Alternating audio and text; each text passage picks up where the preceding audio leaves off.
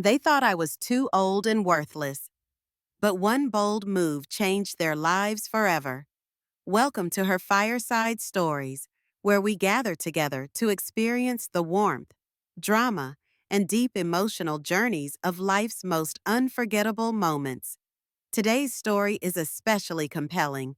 Imagine dedicating your entire life to your family, only to find yourself being treated like an unwelcome servant.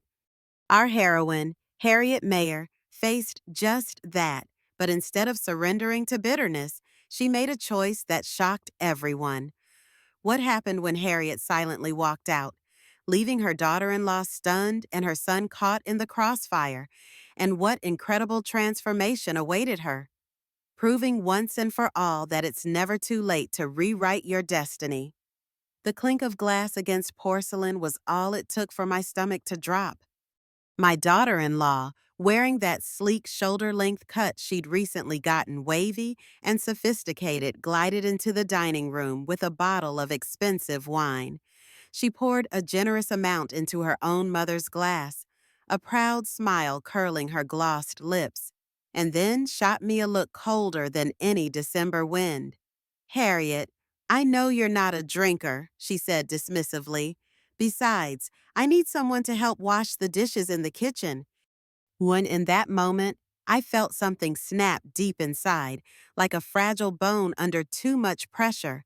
I was 66, a retiree living a modest life on a fixed income, but I was also a woman who had given her entire existence to her family. And here I was, being brushed aside like a servant in a drama I never auditioned for. I kept my composure just barely. Across the table, my son Henry looked exhausted.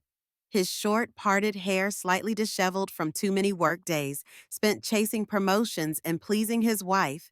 He opened his mouth like he wanted to protest, but said nothing in the end.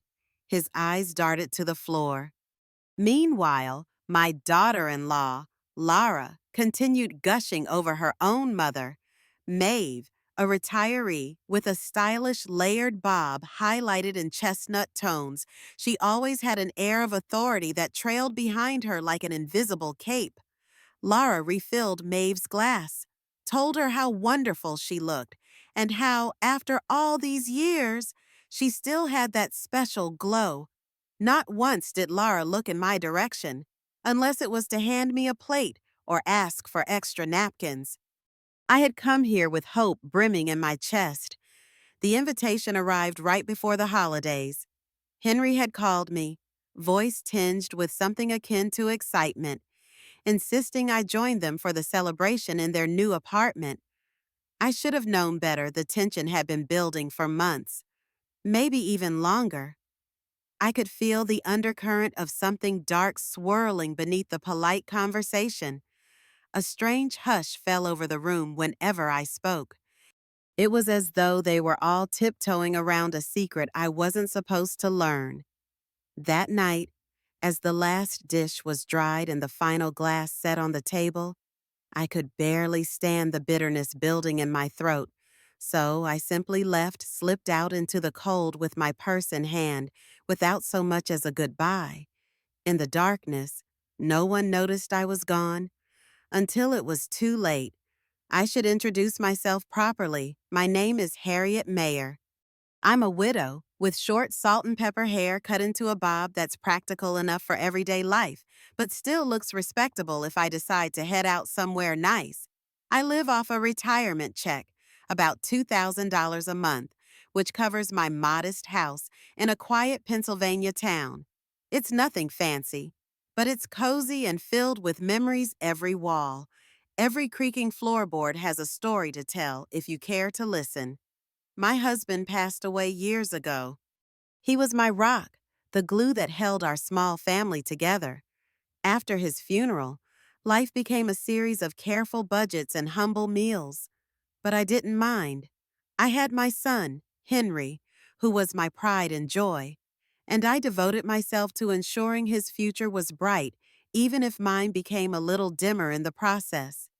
I worked back-breaking shifts at a textile mill, did freelance sewing jobs from home, and even took overnight cleaning shifts at the local hospital just to keep money flowing for Henry's schooling. When the mill closed, I scraped by selling handcrafted ornaments at flea markets. I never once complained. Henry eventually landed a stable office job and married Laura, a professional in the finance world. She's always had that polished, high achiever aura, neat nails, crisp outfits, a perfect wave in her hair, an effect courtesy of her well paid stylist. No doubt. It's not that I disliked Laura. In the early days, I actually thought she was a bright star who might bring new energy into our family. But over time, subtle nuances in her behavior signaled how she genuinely felt about me. It wasn't so much an open hostility, it was more like condescension, a note of pity toward my humble finances, a barely concealed impatience whenever I asked a question. My monthly pension was never enough in her eyes, and neither was the battered old house I'd guarded for decades. I remember Henry's wedding day vividly. I was wearing a simple navy dress, couldn't afford the elegant gown I wanted, while Lara and her mother, Maeve, floated around in tailored ensembles that probably cost more than my entire year's budget. But I smiled through it. I told myself, this is my son's happiness. That's what matters. Little did I know that was only the beginning of my slow fade from essential to inconvenient. I first noticed a real crack in the foundation of our family dynamic the year after Henry and Lara moved into their spacious apartment downtown. It was closer to Lara's work, she said, an upgrade from the cramped starter place they'd shared. I visited a few times, always with a batch of Henry's favorite walnut cookies, or a little gift I'd picked up on discount somewhere. Lara greeted me politely enough, but I couldn't shake the sense that I was intruding. Her eyes would flick to my scuffed shoes or my worn coat, and I felt smaller each time. Things took a nastier turn when Lara's parents came into the picture. Maeve, as I mentioned, has that layered bob with highlights, a reflection of her refined tastes. Her father, Eugene, has hair that's slicked back neatly, not a strand out of place. They're both well-heeled retirees who pull in over $10,000 a month between pensions and investments. They drop hints about their condo in Florida, how they spend winters in warmer climates, how they indulge in fine dining, and then, almost inevitably, they'd glance my way, see me in my worn sweater, and remark, "Oh, Harriet, you must find it challenging getting by on your pension. Is it enough?" That subtle but sharp sting of pity. The night of the wine incident, as I've come to call it, Maeve and Eugene were front and center at Henry's place. Maeve had just waltzed in with a flamboyant laugh, hugging Lara as though they were the only two women in the world who mattered. Meanwhile, Henry hovered near the fridge, rummaging through vegetables, clearly trying to look busy. In that space, I felt invisible. When Laura served wine to her mother but told me to handle the dishes, I wanted to scream, but what would it change? So I stuffed that anger deep inside and eventually left without a trace, tears burning hot under the cold sky. After walking out that evening, I returned to my little house, feeling the chill of betrayal far more than the winter air. I didn't even bother turning on the lights. I found my old sofa in the darkness, still covered with handmade cushions I'd sewn decades ago, and sat there in silence. The furniture, the walls, the pictures, all seemed to murmur a collective question. How did it come to this? I must have stared at the shadows for hours, replaying every glance, every slight, every dismissive word from Lara. And not just Lara over time. Henry's complicity stung just as much. I raised that boy to stand up for what's right. Where was he when his wife treated me like staff? Where was the man who used to wrap his arms around me and say, "Mom, don't worry, I'll take care of everything someday"? My phone buzzed incessantly after I left. I let it ring until it stopped. The next day, I mustered the courage to face Henry's call. He asked why I'd left so suddenly, if there had been an emergency. My throat tightened, but I played it off. Oh, Rosie, my neighbor with the short, curly hair, she was in a crisis and needed me. He sounded relieved, or maybe just eager for an excuse that didn't involve confronting Lara's actions. But deep down, everything had shifted. A piece of me had shattered. Something I wasn't sure I could glue back together. Sometimes heartbreak isn't the loud, dramatic kind. It's the quiet realization that the people you've sacrificed everything for don't see you as valuable anymore. They see you as an inconvenience or worse, a liability. In the days that followed, I sank into a heavy sadness, hardly leaving the house. Yet a stubborn spark within me refused to die. You've got your own life to live, a small voice whispered. You're more than just a mother-in-law or an aging retiree. Perhaps it was the memory of my younger self, armed with unstoppable optimism, refusing to let the weight of betrayal define me. So I pulled out old boxes from the attic, rummaging through decades of photos and mementos. That's when I found my old love photography. In my younger years, I'd been quite passionate about capturing life through a lens. In a dusty corner of my attic, I unearthed a vintage camera, a second-hand Canon I'd scrimped to buy decades ago. Wiping off the layers of dust felt symbolic, like I was revealing a forgotten version of myself. My heart pounded as I tested the shutter it clicked, a satisfying mechanical note that awakened something within me. Back then, photography was my escape from the grind of daily survival. I joined a local club, learned darkroom techniques, spent weekends capturing the way sunlight danced off the old library steps. Life was complicated, but that camera lens turned ordinary moments into art. Slowly, though, financial strain and parenting duties pushed my creativity aside. The camera found its way to the attic, where it waited for me to rediscover it.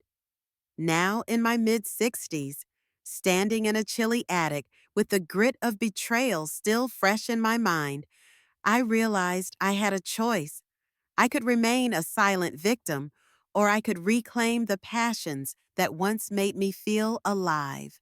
Something about that day, maybe it was the heartbreak from Henry and Lara, urged me to choose the latter. The rest of the evening, I combed through old photographs, some black and white, some yellowing at the edges.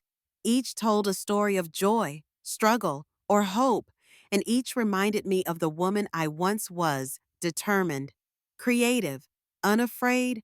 That night, for the first time in ages, I slept without tears.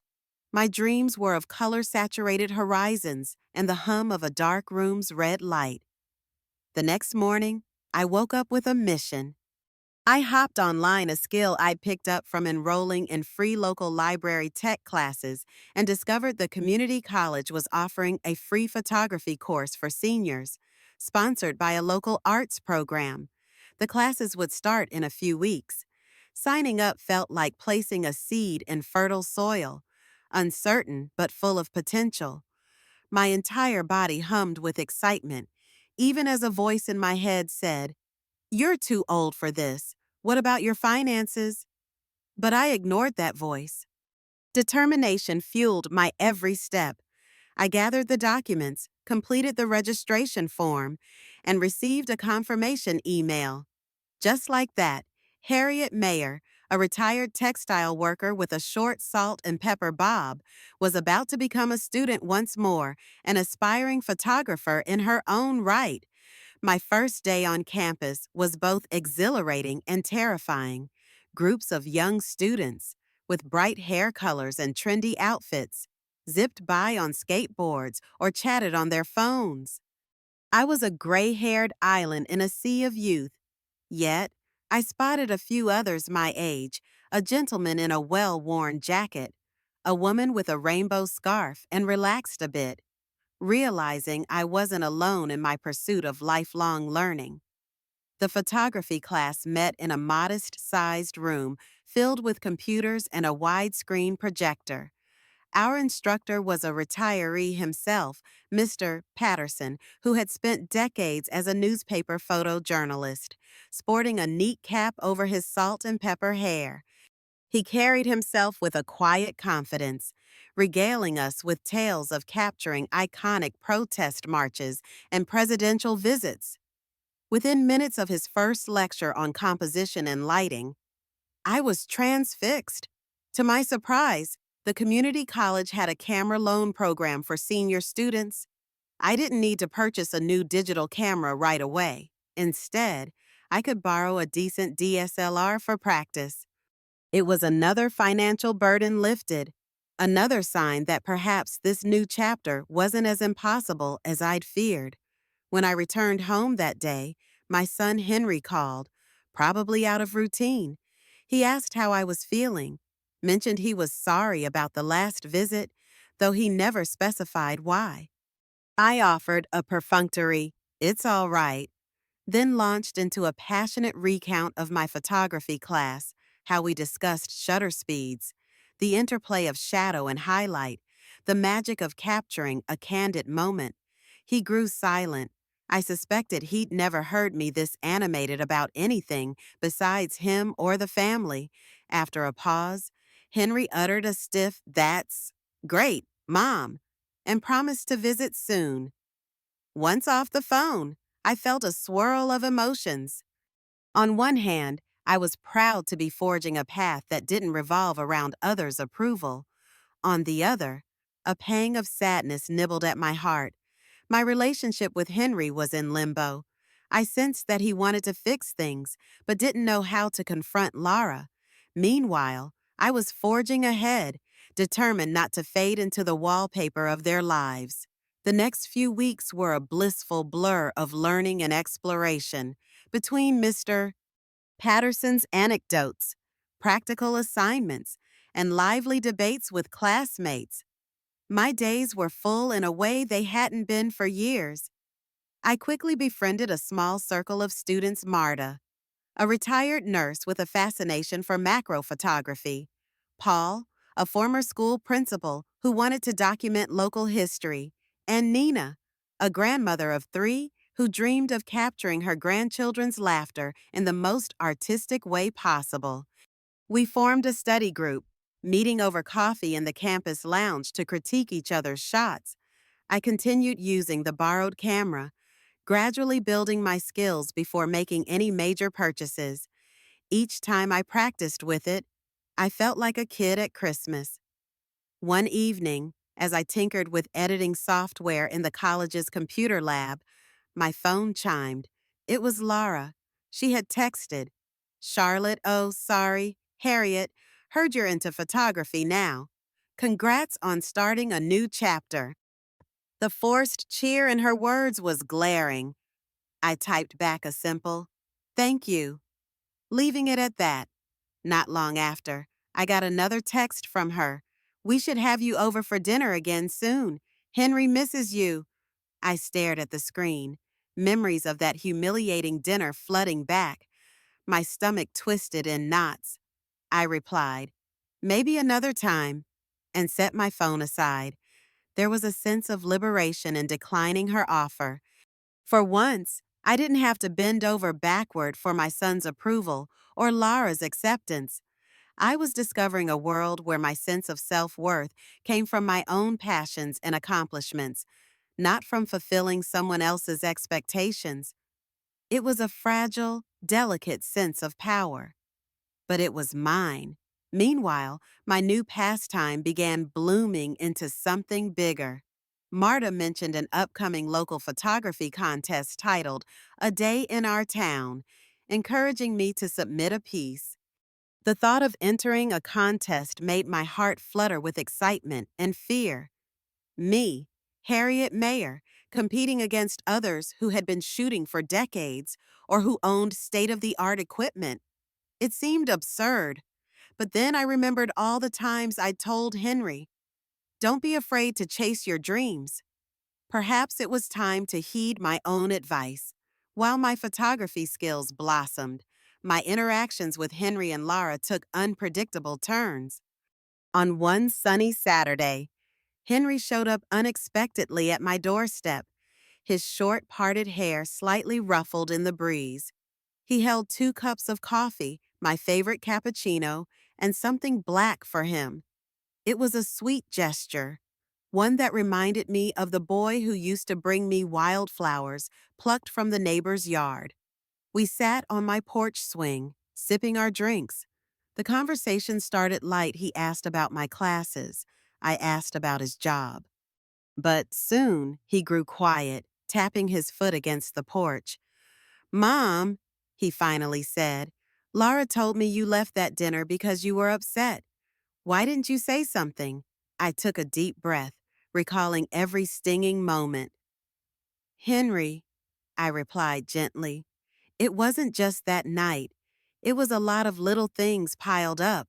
I felt disrespected, like I was being used." My voice wavered despite my attempts to sound composed. Henry lowered his gaze, swirling the coffee in his cup.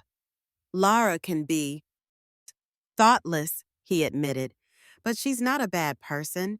She just grew up differently, with certain expectations." I almost snorted but bit my tongue. How many times had I excused his father's faults or my own just because of circumstances? Still, I recognized the sincerity in Henry's eyes. "I'll talk to her," he promised. "We can make this right." Before he left, I hesitated and then placed a hand on his shoulder. "Henry, just remember, I spent my whole life trying to make sure you had everything you needed. It hurts when I realize I'm not even worth a glass of wine or a seat at the table." He stiffened, pain evident on his face. "I'm sorry, Mom," he whispered. Then he was gone, leaving me on the porch swing, the air thick with unresolved emotions. That evening, after Henry's visit, I poured myself into perfecting a photo project for class images of old storefronts in my hometown. Hours evaporated as I tweaked contrast and lighting on my computer. Sometimes, the only way to ease the ache of family wounds is to create something beautiful in their place. Shortly after Henry's visit, I received a call from Lara's mother, Maeve. It came out of the blue on a quiet Sunday afternoon. Her voice was smooth, almost disarmingly polite, but the undertone of condescension was impossible to miss. "Harriet, darling, I've heard so much about your new hobby. My daughter tells me you're doing quite well in your photography classes." I bit back an acidic reply, knowing full well that Maeve's compliments often carried hidden barbs. "Yes, it's been rewarding," I replied curtly. She laughed, a tinkling sound that felt practiced. "You know, I was just telling Eugene about my cousin Rebecca. Poor thing got so caught up in her watercolor classes after retirement that she neglected her finances completely. Had to sell her house in the end when her medical bills piled up."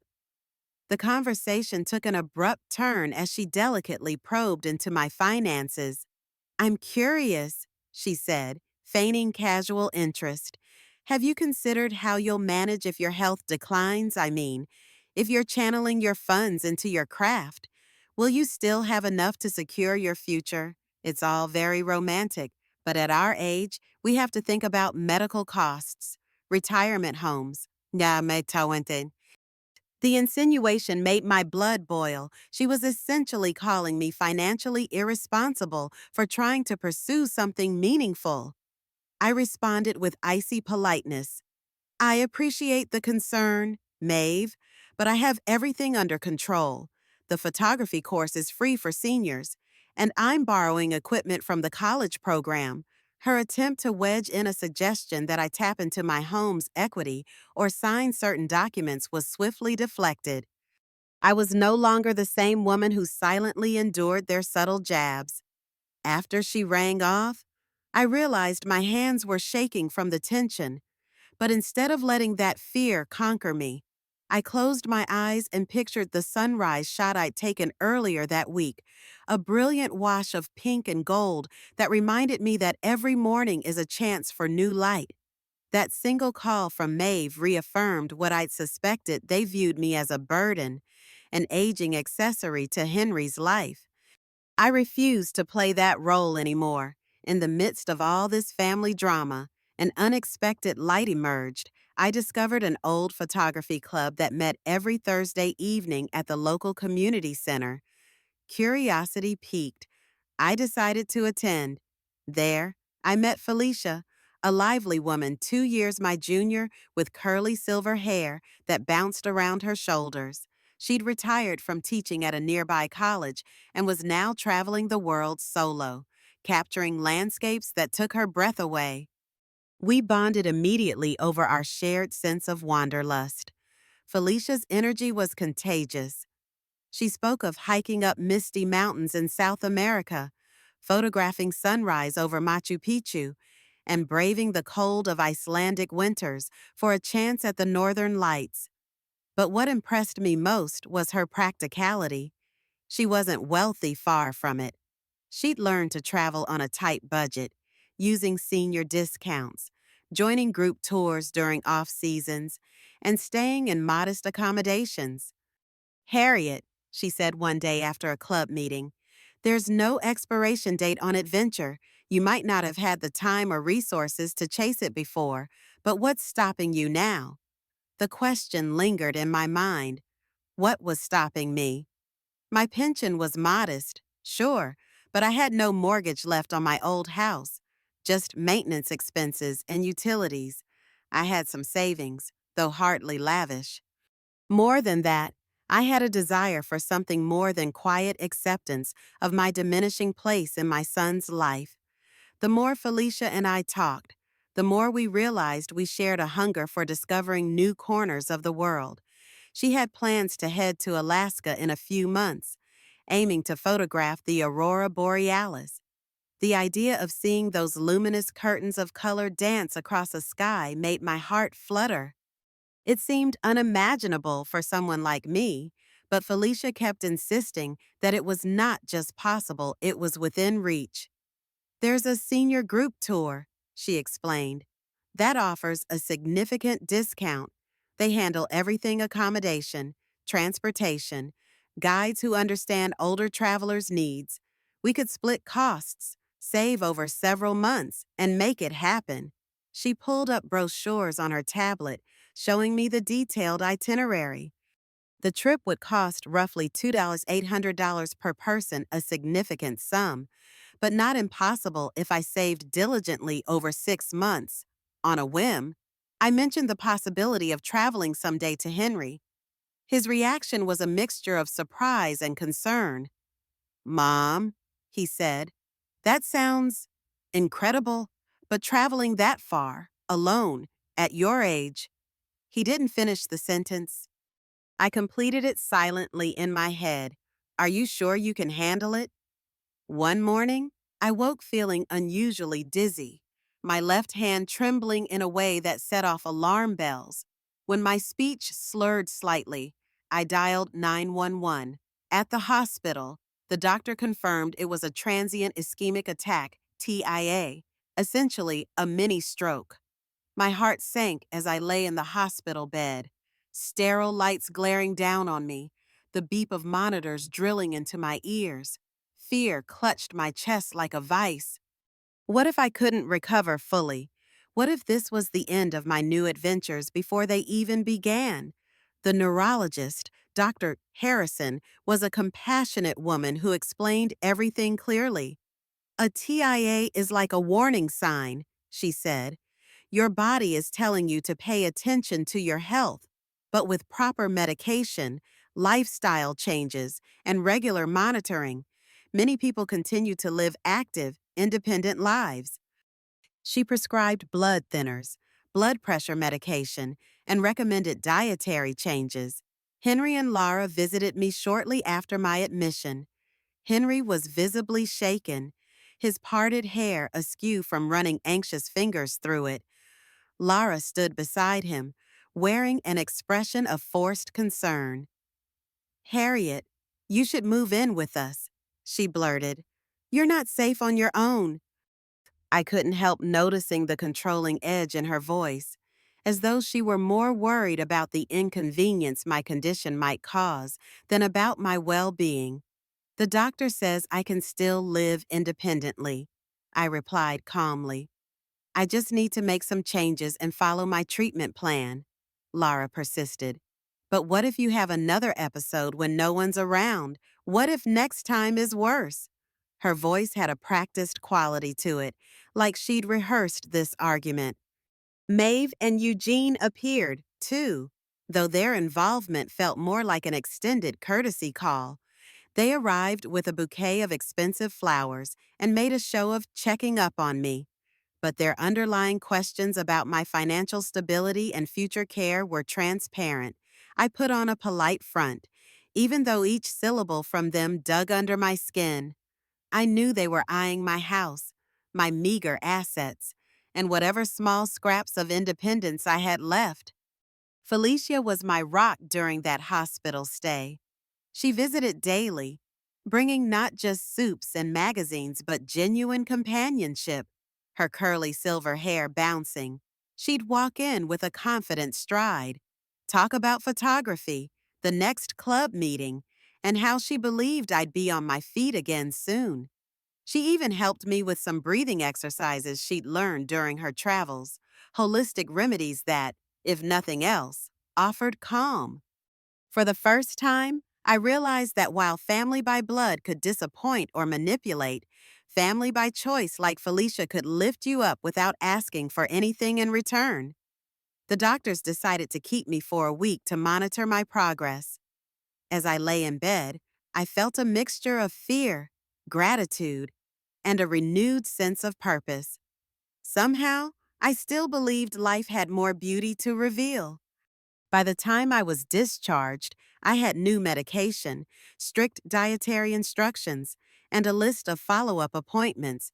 Laura tried to push the idea of me moving in with them again, brandishing it as a way to make sure I was taken care of.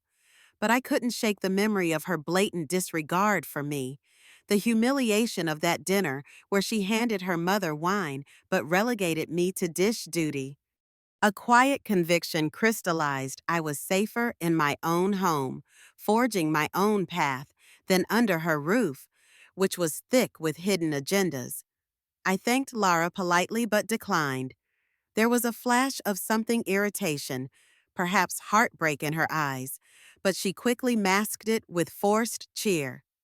"All right, Harriet, but if you change your mind—" She trailed off. Henry sighed, caught between loyalty to his wife and concern for me. I reassured them both. "I appreciate the offer, but I have a friend nearby, Felicia, who checks in on me all the time. I'm fine." Once home, I was greeted by the familiar creak of my front door and the comforting clutter of my lived-in living room. The air smelled like lavender potpourri and something distinctly me, a mix of old books, well-worn blankets, and the slightest hint of fresh coffee. This was my sanctuary. That evening, Felicia brought homemade chili and an array of pamphlets about senior travel programs, encouraging me to keep dreaming of far-off places. I hesitated, the fear of my recent TIA haunting me, but she insisted. "A TIA doesn't mean your life is over. Think of it as a wake-up call. Take care of yourself, but don't stop living." The next day, something peculiar happened. I had stepped out briefly to get my mail, and when I returned, I caught Laura in my study. She didn't hear me come in. Through the crack in the door, I watched as she used her phone to photograph several of my financial documents. My breath hitched. For a fleeting second, rage flared so hot I nearly burst in, confronting her, but I stopped myself. This invasion of privacy was all the evidence I needed of her true intentions. I quietly retreated to the kitchen, making enough noise to alert her to my presence. When she emerged from the study, her face was flushed. "Oh, Harriet, I was just looking for that family recipe book you mentioned once. Henry's been craving your apple dumplings. The lie rolled off her tongue with practiced ease. I smiled, a tight, knowing expression. I'll email you the recipe later, I said, watching her squirm beneath my gaze. In that moment, I realized, with startling clarity, that Lara was far more concerned about her potential inheritance than my well-being. It was a sobering realization that hardened my resolve. This game they were playing was about to end. I decided it was time to rewrite my will and to do so very deliberately. If Lara and her family wanted to plan their futures around my modest assets, I'd make sure they realized I wasn't the easy mark they presumed. So I contacted my attorney, Mr. Dalrymple, a kind-hearted gentleman who had helped me with legal matters for years. Hello, Mr. Dalrymple. This is Harriet Mayer, I said when he answered. I've decided it's time to adjust my will. I've got some specific bequests in mind. Can we meet next Tuesday? The following week, Mr. Dalrymple visited me at home, short, bespectacled, with a gentle demeanor that belied a keen legal mind. He helped me outline my new estate plan. I explained my reasons, from wanting to support the local senior arts community to ensuring Felicia and I could carry out photography-based charitable projects. Harriet, he said, this is your right, and I understand your motivations. We'll structure everything precisely. We discussed the legal implications of Lara's invasion of privacy, and while he suggested I could pursue action, I decided against it. I don't want a legal battle, I explained. I just want to protect what's mine and use it in a way that brings meaning to my life. Together, we crafted a comprehensive plan. My house would be donated to a local senior residence program after my passing, ensuring older folks without families could have a comfortable place to live. The majority of my modest savings were set to fund a scholarship for aspiring photographers over the age of 50, an initiative I'd brainstormed with Felicia. I did, however, set aside a small portion for Henry, a symbol of my enduring love for my son, despite our complicated relationship, and a portion of the money from any future sales of my photography was slated to help pay for a permanent exhibition celebrating senior artists in our community center. That same evening, I invited Henry, Lara, Maeve, and Eugene over for a family meeting. When they arrived, they seemed puzzled by the formal tone of my invitation. We all sat in my humble living room, Henry stiff-backed on a wooden chair, Lara perched on the couch's edge, Maeve smoothing her highlighted layered bob, and Eugene crossing his arms. Betraying nerves? I cleared my throat, heart hammering against my ribs. I've made some decisions regarding my assets, I began, voice steadier than I expected. Given my recent health scare, I think transparency is best. My attorney and I have finalized the paperwork. Henry's eyes flicked to Lara, who tried to maintain a serene mask. Maeve's brows knitted, her carefully curated grace faltering. With all of them watching, I handed out typed statements outlining the key points of my will. Lara's hand shook as she skimmed through the text. Harriet, you're giving away the house, she managed to say, voice cracking. Maeve blinked rapidly, her calm composure unraveling. But why would you do that when Henry and Lara? She stopped, perhaps realizing her complaints would reveal more greed than concern. Henry looked torn, but he found his voice. Mom, are you sure about this? He asked quietly. This was our family home. A flash of genuine emotion flickered in his eyes. I softened slightly, but held my ground. Henry, I've never seen you or Lara show any real attachment to the place. You have a lovely apartment. You're planning to get a bigger one, right? This house has become more of a burden in your minds, and I don't want you stuck with something you don't value, I added. I've set aside a portion for you, Henry, not because I feel obligated, but because I love you. I hope you'll understand that the rest of my decisions reflect what matters to me now, supporting other seniors, fostering creativity, building community. Eugene shifted uncomfortably, fiddling with his watch. He seemed less invested in the house itself than in the potential inheritance it represented for Lara and Henry. As for Maeve, her face had gone pale. She tried to interject. But Harriet, dear, are you certain you shouldn't keep all your options open? You never know if you'll need. I cut her off with a firm shake of my head. Maeve, my mind is made up. I've worked tirelessly for this house. If my son and daughter-in-law can't respect it while I'm alive, they certainly won't cherish it when I'm gone. Silence swallowed the room. Strangely, I felt peaceful. For the first time in ages, I was asserting my desires without apology. I expected anger or confrontation. Instead, I got stunned disbelief. Sometimes that's more telling than any outburst could be. The tension that saturated my living room after I revealed my will was thick enough to slice with a knife. Lara, her cheeks flushing, tried to form words but ended up glaring at the floor. Maeve cleared her throat, launching into a halting monologue about family unity and traditional values.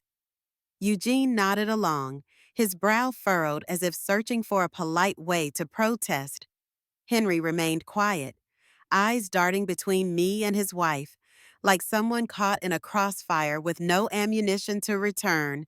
Finally, Laura snapped. Her voice was higher and sharper than usual. Harriet, are you punishing us? We invited you over for dinner because we wanted to include you, show you we cared, and you just left. Now you're giving everything away to strangers. The accusation stung, but I forced myself to remain calm. In that moment, I recalled the humiliating memory of her offering her mother an expensive glass of wine while directing me to the sink full of dishes. Lara, I began evenly, let's not rewrite history. You know what happened that night. I've spent my whole life giving to Henry, giving to this family. I never asked for much in return, just respect. It's not punishment, it's taking control of my life before someone else does. I met her gaze head on, refusing to shrink. Henry rose from his chair. Mom, he said gently, I get it. We messed up. I should have stood up for you. But can't we fix this? Isn't there a way to go back to how things were? His eyes were pleading, a glimmer of desperation. I shook my head slowly. Henry, I love you, but the way things were wasn't working for me. I'm not trying to push you away. I'm simply securing my own peace. I have no ill will toward you or Lara, but my decisions are mine to make. A tear slipped down his cheek, and for a heartbeat, I wanted to pull him into a hug, like when he was a child. But something held me back, the knowledge that this fracture might be necessary for us to forge a healthier relationship. We parted ways that night under a storm cloud of unresolved feelings, yet I felt a kernel of relief, a liberation from years of silent compromise. Not long after that confrontation, life took on a new normal. Henry visited periodically, sometimes with Lara in tow, sometimes alone. Our conversations were more measured, almost fragile. Westgalung. He'd come and ask about my photography projects, his eyes revealing a mix of pride and pride that I was doing well, regret that he hadn't been more supportive before. Lara remained stiff, always polite on the surface, but radiating tension just beneath it. Whenever the subject of money or health care came up, she'd fidget, as though itching to steer the conversation toward inheritance, but too wary to broach it outright. Meanwhile, my photography journey soared. I joined Felicia in the local club's weekend outings, traveling to scenic spots around the state. On one of these trips, We drove to a little riverside town famous for its fall foliage. The leaves were a fiery array of reds, oranges, and yellows. I spent hours capturing the reflection of the colorful trees in the still water, losing myself in the artistry of angles and light. Felicia teased me about being obsessed, but there was admiration in her tone. Harriet, I've never seen anyone pick up photography so intensely this late in life, she said, her curly silver hair glinting in the afternoon sun. You've got real talent, not just passion. Buoyed by her support, I submitted a few of my best shots to small online galleries. To my amazement, one of them got featured on a local travel blog. People started messaging me to purchase prints. It wasn't enough to get rich on, of course, but it made my heart swell with pride. I'd spent decades feeling invisible, and now strangers were celebrating my perspective. It was during this productive upswing that Felicia pitched her idea again. Let's seriously plan that Alaska trip. Harriet, the senior tour package I mentioned, they're offering an early booking discount for next February. We can see the northern lights and photograph those magnificent glaciers. My first reaction was excitement, followed immediately by caution my TIA was still in the back of my mind. Let's talk to Dr. Harrison first, I suggested, more practical now than fearful. I want to make sure I'm physically ready for such a journey. The following week, we both met with my neurologist. Dr. Harrison reviewed my progress and medications carefully. Your numbers are looking good, she said, and you've been diligent with your treatment. Alaska is certainly doable with a few precautions. She provided a detailed list of recommendations. Stay hydrated during flights, take short walks every few hours, continue my medications without interruption, and ensure I had proper travel insurance. Most importantly, she approved of the senior tour idea. Group travel with experienced guides is perfect. They'll know how to pace activities appropriately and can assist if needed. With medical clearance in hand, Felicia and I drafted a careful budget. The $2,800 tour fee seemed daunting, but spread across 6 months of savings, it became manageable. I would need to set aside approximately $470 per month tight on my pension, but possible by cutting back on non-essentials. Felicia also knew every trick for finding affordable winter clothing and photography accessories at thrift stores and through senior discount programs. That night, I invited Henry over for dinner to share my plans. I prepared a simple meal of chicken stew, his childhood favorite. As we ate, I explained the Alaska tour in detail, the guided nature of it, the medical precautions I'd take, the budgeting I'd done. I've already saved the deposit, I said, watching his face carefully. Dr. Harrison thinks it's perfectly safe with a few precautions. Henry chewed thoughtfully, then placed his spoon down. Mom, he said after a pause, I have to admit, when you first mentioned Alaska, I thought it was, impulsive. But seeing how thoroughly you've planned this, how you've consulted your doctor, I'm impressed. A shy smile crossed his face. And honestly, a little proud too. You've always taught me to dream big. And here you are, still leading by example. His support meant the world to me. We spent the rest of the evening looking at photos of Alaska, discussing camera settings for night photography, and laughing about how bundled up I'd need to be in the Arctic cold. For the first time in months, I felt like I had my son back, not as my protector or critic, but as my ally. Lara's reaction, when Henry inevitably told her, was predictably frosty. She stopped by unannounced a few days later, armed with printouts about hypothermia risks for seniors and statistics on travel accidents. I'm just concerned, she insisted, sliding the papers across my kitchen table. This seems like a lot of money and risk for some pictures. I studied her face. Seeing beyond the mask of concern to the frustration beneath, she was losing control of the narrative of me, of my assets, of her version of my future. "Thank you for your concern," I said calmly, retrieving a folder from my desk. "Here's my complete financial plan for the trip, my doctor's approval letter, and the tour company's safety protocols. I've thought this through carefully. Lara," I held her gaze steadily. "This isn't an impulsive decision. It's a considered choice about how I want to live the rest of my life." She left shortly after, her posture rigid with unspoken arguments. I suspected this wouldn't be the last attempt to discourage me, but I was ready. The old Harriet might have wavered under such pressure. The new one stood her ground. Over the next few months, I diligently saved for Alaska while continuing my photography classes and local excursions. My health remained stable, with regular checkups showing that my medication was working well.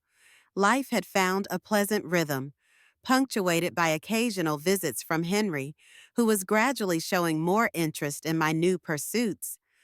One unseasonably warm October afternoon, I received a strange call.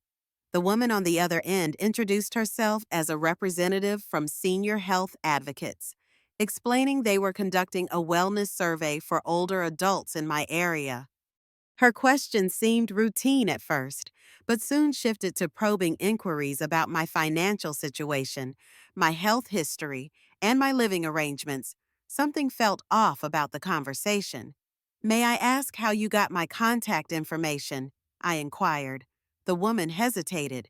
"Your family enrolled you in our preventive care monitoring program." She answered vaguely. "Which family member, specifically?" I pressed, suspicion mounting. After an uncomfortable pause, she admitted, "I believe it was your daughter-in-law, Laura or Lara." My blood ran cold. I thanked the woman politely and ended the call, hands trembling with indignation. This wasn't just an invasion of privacy. It was a calculated attempt to compile information about me without my consent or knowledge. I immediately called Felicia, who arrived within the hour, her face stormy with protective anger when I explained what had happened. "This crosses a line," she fumed. "Using a fake health advocacy group to spy on you? That's not just unethical, it might be illegal." I called Mr. Dalrymple next, who confirmed that while technically not illegal if no impersonation of medical personnel occurred, it was certainly a serious breach of trust and privacy. "Would you like me to draft a cease and desist letter?" he offered. I considered my options carefully. A legal response might escalate tensions beyond repair, but doing nothing wasn't acceptable either. "Not yet," I decided. "First, I need to confront this directly." That evening, I called Henry and asked him to come over alone. When he arrived, concern etched across his features. I sat him down and explained exactly what had happened. His face drained of color as I spoke, disbelief giving way to shame. "I had no idea," he whispered, running a hand through his hair. "I swear, Mom, Laura mentioned something about setting up a wellness check for you, but nothing like this." He looked physically ill. "I can't believe she would do that behind my back." I studied my son closely, searching for any hint of deception. Finding none, I nodded slowly. "I believe you, Henry, but this has to stop.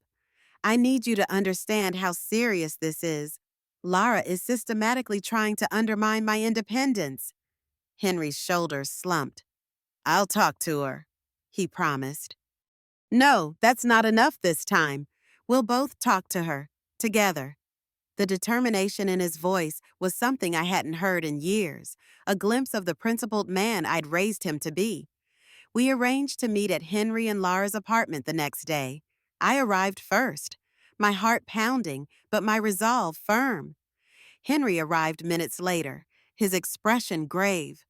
When Lara walked in from work, Her confident stride faltered at the sight of us sitting side by side in her living room. "What's going on?" she asked, her voice artificially bright. "Harriet, we weren't expecting you." "Sit down, Lara," Henry said quietly. "We need to talk." What followed was one of the most difficult conversations of my life. I laid out exactly what I knew about the fake health advocacy call, watching as Lara's facade crumbled. She tried denial first, then deflection, claiming she was just worried about my well-being after the TIA. "Being concerned doesn't give you the right to deceive me," I countered, photographing my financial documents, hiring people to gather information about me. These aren't the actions of someone who respects me. Henry, to my surprise and gratitude, didn't waver. "This stops now, Lara," he said firmly. "My mother deserves better than this. I deserve better than lies from my wife." Lara's composure finally broke. Tears streamed down her face as she slumped onto the couch. "I was just trying to protect us," she said, her voice small. "My parents keep saying we need to be practical, that we need to prepare for when Harriet can't take care of herself anymore. They went through this with my aunt. She spent everything on nonsense at the end, and their inheritance barely covered her funeral." There it was, the ugly truth laid bare. I felt a strange mixture of vindication and sadness. "Lara," I said, keeping my voice level, "my life and my choices aren't about your inheritance. I'm still very much alive, still capable of making my own decisions. Whether I leave you anything or nothing when I die is my choice, not your entitlement." Henry took his wife's hand, but his words were firm. "Mom's right. We've been treating her like a burden or an asset instead of a person with her own dreams. It has to change." He turned to me. "I'm sorry. Mom, I should have seen this sooner." We didn't resolve everything that night. Decades of complicated family dynamics can't be unwound in a single conversation. But as I left their apartment, I felt a shift had occurred. Henry had finally chosen to stand with me rather than passively watching from the sidelines. And Lara, stripped of her pretenses, seemed smaller somehow, less intimidating. The drive home was quiet, streetlights casting intermittent glows across my windshield. I thought about family, how we hurt each other in the name of love, how we mistake control for care.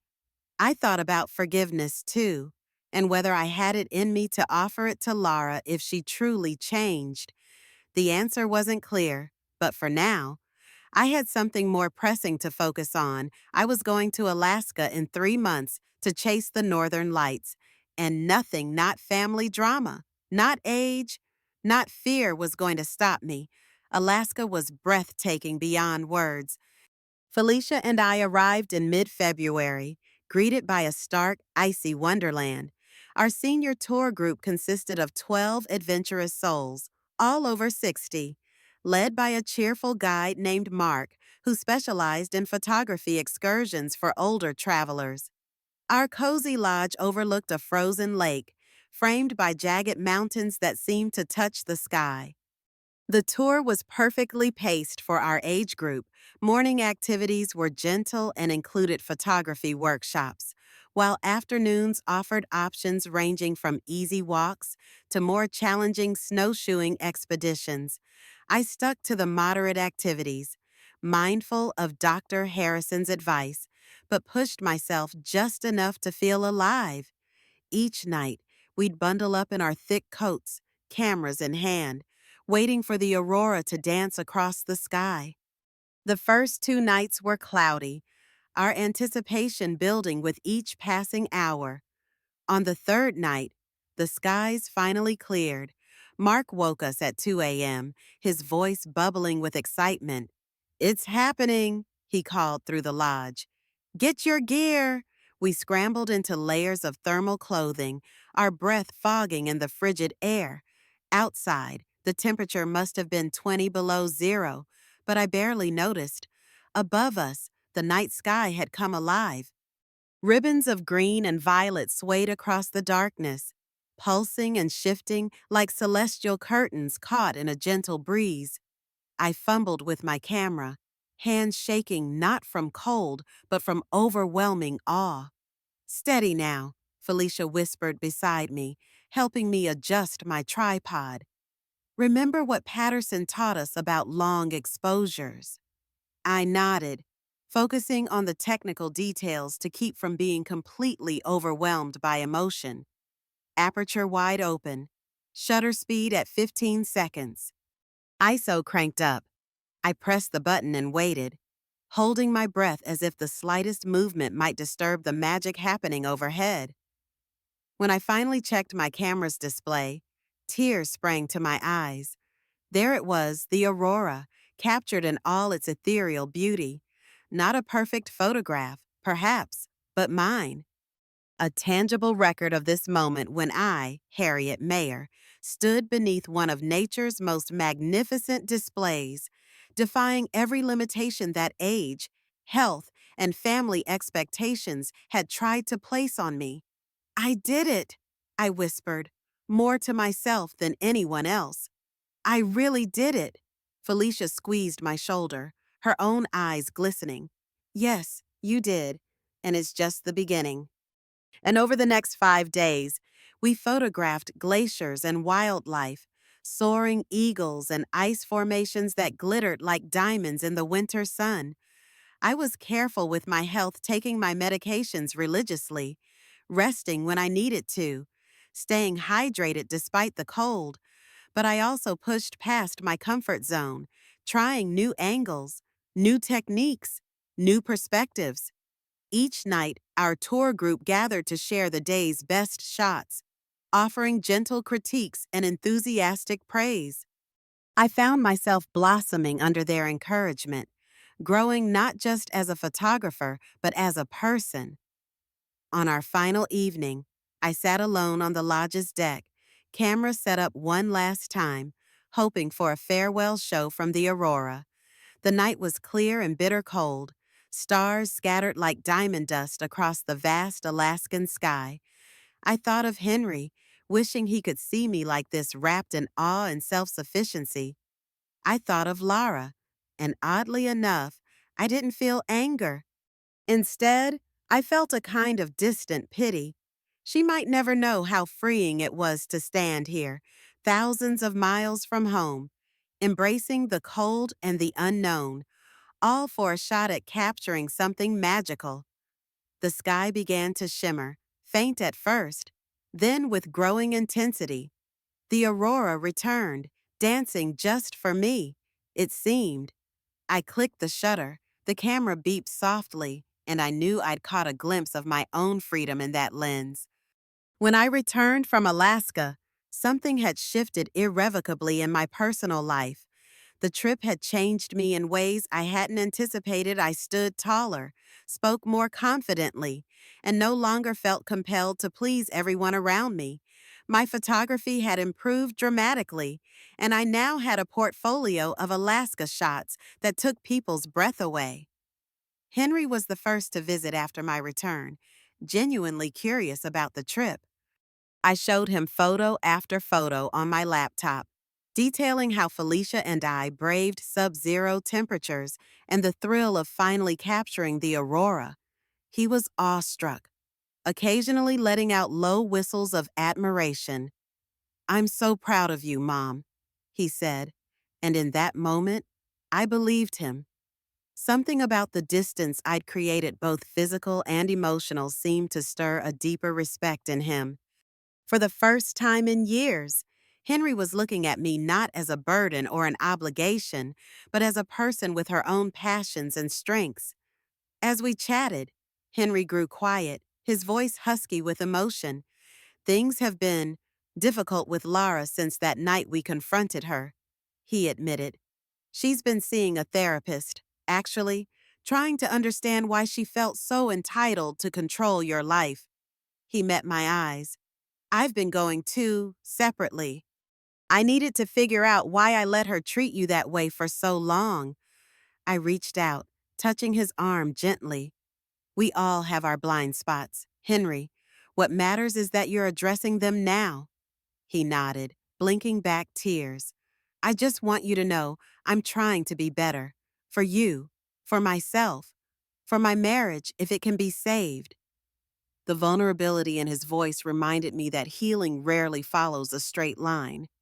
It meanders, doubles back, sometimes stalls completely before moving forward again. Lara herself remained distant, communicating mostly through brief text messages, but about 3 weeks after my return, she asked if we could meet for coffee, just the two of us. Cautiously, I agreed. We met at a small cafe halfway between our homes. Lara arrived first, fidgeting with a napkin at a corner table. She looked different somehow, less polished, more human. Her designer outfit had been replaced by a simple sweater and jeans, her usually perfect hair pulled back in a casual ponytail. "Thank you for coming," she said as I sat down. "I wasn't sure you would." "I almost didn't," I admitted, seeing no point in pretenses. She nodded, accepting this. "I deserve that. I've been horrible to you." The direct acknowledgement surprised me. My therapist helped me see that I've been projecting a lot of my own insecurities onto you. My parents always emphasized security, planning, having control. When you started becoming more independent, doing things they would consider frivolous or risky, it triggered all my anxieties. "That explains it," I said carefully. "But it doesn't excuse it." "No, it doesn't." She agreed quickly. "What I did the fake health advocacy call, going through your papers, it was wrong, deeply wrong." She twisted her wedding ring nervously. "I'm not asking for forgiveness. I just wanted you to know that I'm working on myself, trying to understand why I became so controlling." I studied her face, searching for signs of manipulation or insincerity. Finding none, I offered a small nod. "I appreciate your honesty. Lara, I can't say I trust you yet, but I'm willing to see where this goes." We talked for over an hour, covering ground we should have explored years ago, her pressure-filled upbringing, my fears of becoming irrelevant, the complicated dynamics of in-law relationships. We didn't emerge as friends, exactly, but perhaps as two women who might someday find a way to coexist respectfully in the same family. As spring blossomed, so did my photography career in its modest way. The local arts council, impressed by my Alaska portfolio, invited me to display my work at their gallery, a small but legitimate exhibition of my own. Felicia helped me select and frame the best images, and together we planned every detail of the opening night. On the opening night of my gallery show, I stood amid a modest crowd of art enthusiasts, old classmates, and curious locals. My photographs, printed large and framed in simple black, hung on the walls under soft lighting.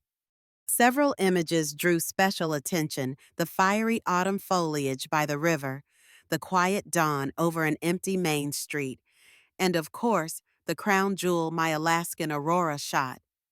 I overheard murmurs of admiration, spotted a few tears in the eyes of one elderly visitor who whispered, "I always wanted to see the northern lights." Felicia was at my side, curly silver hair catching the glow of the gallery lamps. She squeezed my hand as we locked eyes, both beaming with pride. This wasn't just my moment. It was a shared victory for every older adult told they were past their prime. The show offered a space for me to celebrate the achievements that bloomed after adversity, the growth that sprouted once I freed myself from toxic obligations. Henry arrived promptly at 7, looking sharp in a buttoned shirt and jacket, clearly making an effort to show his support. "Mom," he murmured, leaning in to give me a gentle hug. "These are incredible. I'm so proud." My eyes stung with tears, and for a moment, I allowed myself to enjoy the tenderness. We strolled through the gallery, pausing at each photo. Henry asked questions about camera settings, about the story behind each shot. It felt like a fresh page in a book we'd nearly closed forever. To my surprise, as the evening was drawing to a close, Lara appeared at the entrance. She stood hesitantly, clutching a small bouquet of daisies, nothing extravagant, just simple flowers. Our eyes met across the room, and after a moment's pause, I nodded slightly, inviting her to approach. "Congratulations, Harriet," she said, extending the flowers. "Your work it's really beautiful." The gesture was small but significant, an olive branch offered without expectation. I accepted the daisies with a genuine "thank you," not quite ready for more, but acknowledging the effort. She didn't stay long, just enough to view a few photographs and exchange brief pleasantries with Henry. As she left, I realized that forgiveness might come eventually, not because Lara deserved it, but because holding on to resentment took energy I'd rather spend on my passions. The exhibition generated modest sales enough to cover my framing costs and add a little to my savings. More importantly, it connected me with a community of local artists and art lovers who saw value in my perspective. The director of the community center even asked if I would consider teaching a beginner's photography workshop for seniors, an opportunity that both terrified and thrilled me. As the excitement of the exhibition gradually settled, Felicia and I began planning our next adventure.